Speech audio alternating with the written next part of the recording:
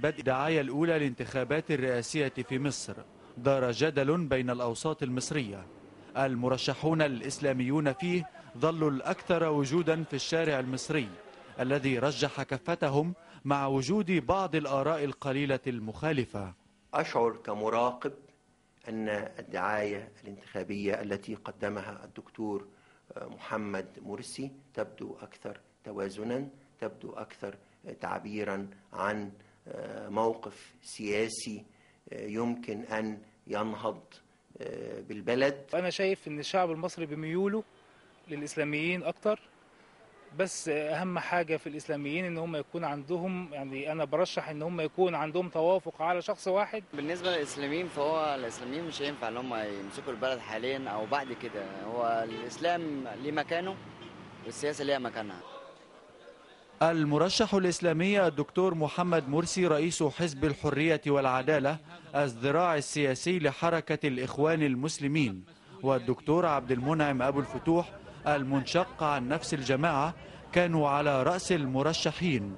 اختارهم البعض لبرامجهم السياسية والبعض الآخر لأنهم إسلاميون يحملون المنهج الإسلامي.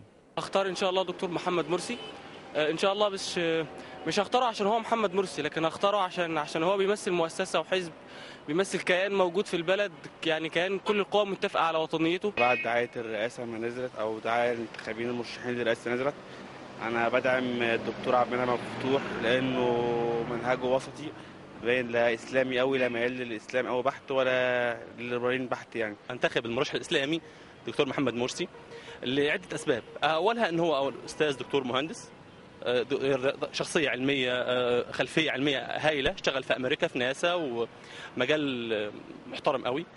خبراء ومحللون سياسيون تبنوا المنهج الإسلامي أيضا لثقتهم في مشروع النهضة الإسلامية، ولأنهم يرون أن الوجود الإسلامي الموحد يدعم تلك النهضة مما يؤتي بثماره على المجتمع ككل.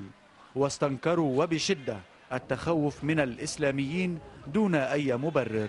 كنت أتمنى كمراقب أن يتفق الإسلاميون جميعا على مرشح واحد وأن يقفوا جميعا خلفه صفا واحدا، لكن البشر لا يستطيعون دائما أن يتخلصوا من الطموح. مع انتهاء الأسبوع الأول للدعاية الانتخابية لانتخابات الرئاسة في مصر، ما زال للمرشح الإسلامي وجود قوي بين أوساط المجتمع المصري.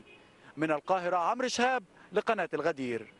المجلس العسكري في مصر بدعم المرشح أحمد شفيق الذي يمثل فلول النظام السابق في الانتخابات الرئاسية، وأشار إلى صدور بعض الإشارات والتلميحات لاحتمال تأجيل الانتخابات من قبل المجلس العسكري الحاكم، مشددا على أن الشعب هو الضمانة الوحيدة لنزاهتها.